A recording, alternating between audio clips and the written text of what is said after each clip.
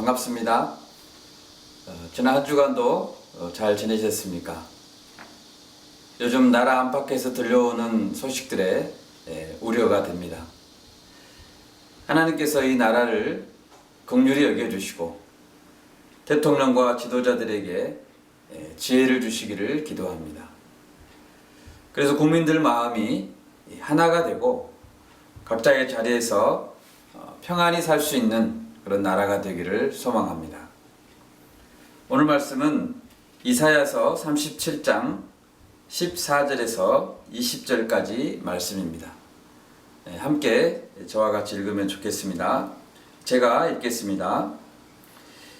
히스기야가 그 사자들의 손에서 글을 받아보고 여호와의 전에 올라가서 그 글을 여호와 앞에 펴놓고 여호와께 기도하여 이르되 그룹 사이에 계신 이스라엘 하나님 만군의 여호와여, 주는 천하 만국의 유일하신 하나님이시라. 주께서 천지를 만드셨나이다.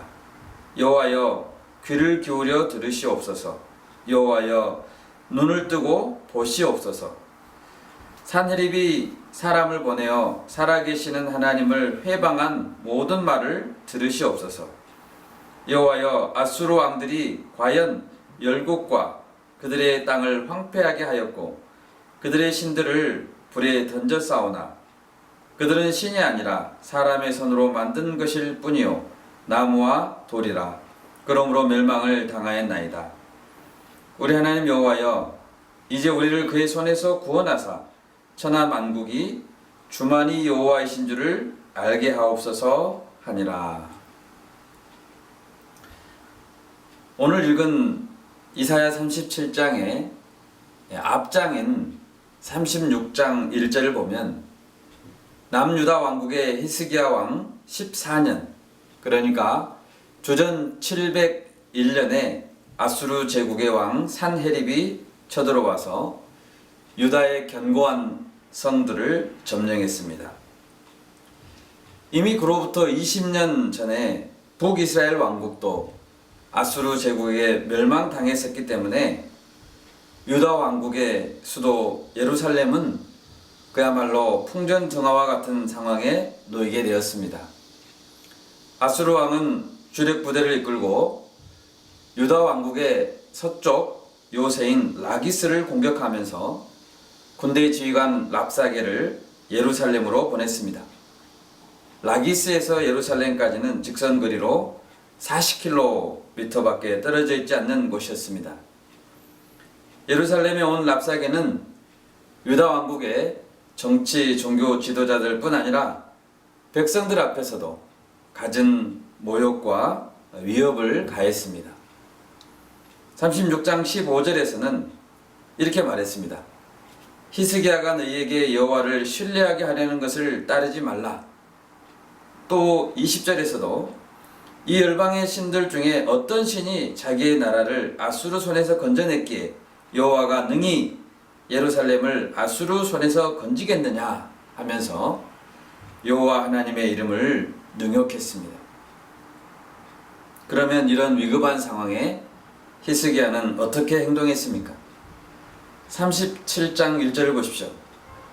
히스기야 왕이 듣고 자기 옷을 찢고 굵은 베옷을 입고 여호와의 전으로 갔고, 히스기야는 먼저 옷을 찢고 굵은 베옷을 입음으로 극심한 고통과 슬픔을 표현했고 생명과 죽음의 갈림길에 섰음을 인식했습니다.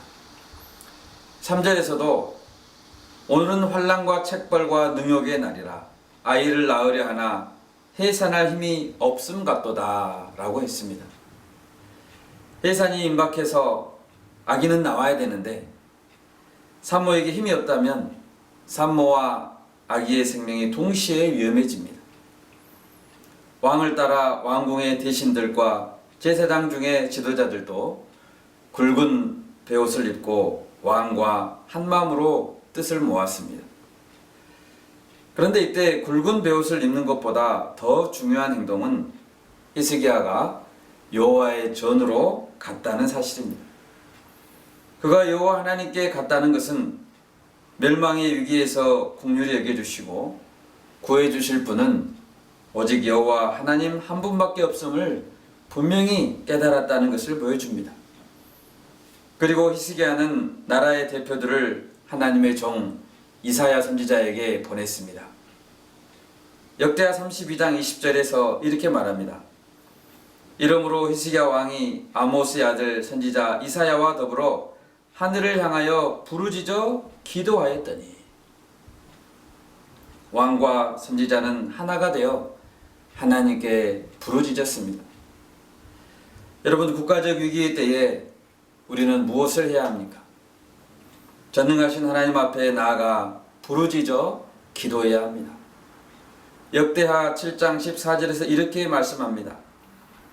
내 이름으로 일컫는 내 백성이 그들의 악한 길에서 떠나 스스로 낮추고 기도하여 내 얼굴을 찾으면 내가 하늘에서 듣고 그들의 죄를 사하고 그들의 땅을 고칠지라. 하나님의 백성들이 악한 길에서 떠나고 스스로 낮추고 기도하면서 하나님의 얼굴을 간절히 찾으면 하나님은 들으신다고 했습니다. 또 그 땅을 고쳐주신다고 약속해 주셨습니다. 요즘 국가적으로 큰 위기입니다. 국민들의 생명이 위협을 받고 있고 사회 경제적으로 위기 상황이 계속되고 사회 전반의 윤리의식이 땅에 떨어지고 있습니다. 한국 교회도 예배와 소모임 중단 사태를 겪으면서 큰 위기의 상황입니다. 여러분, 이때 우리가 어떻게 해야 되겠습니까? 악한 길에서 떠나야겠습니다. 간절히 기도하고 하나님의 얼굴을 찾아야겠습니다. 그럴 때 하나님께서 이 땅을 고치신다고 하십니다. 이 약속을 믿고 간절히 기도해야 할 줄 믿습니다. 그러면 오늘 히스기야가 기도했던 하나님은 어떤 하나님이십니까? 첫 번째로 창조주 하나님이십니다. 우리 16절 말씀을 같이 읽으면 좋겠습니다. 그룹 사이에 계신 이스라엘 하나님 만군의 여호와여, 주는 천하 만국의 유일하신 하나님이시라. 주께서 천지를 만드셨나이다. 히스기야는 이스라엘의 하나님이 천하 만국의 유일하신 하나님이라고 고백했고 그분이 천지를 창조하신 하나님이라고 고백합니다. 하나님은 이스라엘 백성들의 하나님이실 뿐 아니라 온 천하 만국을 만드시고 다스리시는 유일하신 하나님이십니다. 마치 토기장이가 진흙으로 토기를 만들듯이 하나님은 민족들을 만드셨고 모든 인류의 주인이 되십니다. 아수르 제국도 하나님이 만드셨고 하나님의 도구에 불과합니다. 그런데도 본문 11절에 보면 아수르 왕은 교만하여 자신이 모든 나라를 멸절시키고 모든 왕을 무찔렀다고 자랑했고 착각했습니다. 여러분, 각 나라들을 세우시고 각 나라의 왕이나 대통령을 세우시고 그들에게 권한을 주신 분이 누구십니까? 어떤 법이나 단체나 사람들의 단결된 힘이 아닙니다. 오직 하나님이 주셨습니다. 하나님께로부터 부여받은 통치의 권한을 사용할 때 하나님이 허락하신 것까지 사용해야지 그 한계를 넘어서서 권력을 사용하게 되면 반드시 하나님은 심판하십니다. 히스기야는 아수르 왕을 하나님께 지금 고발하고 있는 것입니다. 하나님께 주신 그 권한으로 오히려 하나님을 능욕하고 대적하는 아수르를 하나님 심판해 주십시오. 이렇게 기도하는 것입니다. 둘째로 하나님은 직접 듣고 보시며 섭리하시는 하나님이십니다. 17절입니다. 여호와여 귀를 기울여 들으시옵소서. 여호와여 눈을 뜨고 보시옵소서. 사내립이 사람을 보내어 살아계시는 하나님을 회방한 모든 말을 들으시옵소서. 하나님은 랍사게가 하나님의 이름을 모독하는 말을 직접 들으셨습니다. 그리고 히스기야와 이사야의 기도를 들으셨습니다. 하나님은 눈을 똑똑히 뜨고 유다 왕국이 당한 어려움을 보셨습니다. 시편 66편 7절에서 시인은 이렇게 말합니다. 그가 그의 능력으로 영원히 다스리시며 그의 눈으로 나라들을 살피시나니 거역하는 자들은 교만하지 말지어다. 때때로 우리는 하나님이 정말 우리의 기도를 들으시는가? 이렇게 고통당하는데 보고만 계시는가? 의심이 들 때가 있습니다. 그러나 하나님은 이 모든 말을 들으시고 모든 사건의 시작과 과정과 결과를 보고 알고 계십니다. 예수님께서는 직접 이 땅에 오셔서 우리의 고통을 친히 겪으시고 우리를 너무 잘 아십니다. 그러므로 거역하는 자들은 교만하지 말아야 되고 하나님의 백성들은 불안해하지 말아야 합니다.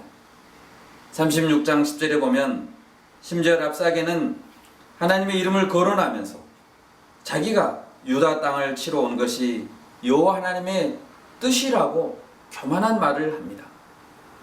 여러분, 하나님은 인간들이 그 이름을 가볍게 여겨도 될 만한 분, 업신 여겨도 될 정도의 분이 아닙니다.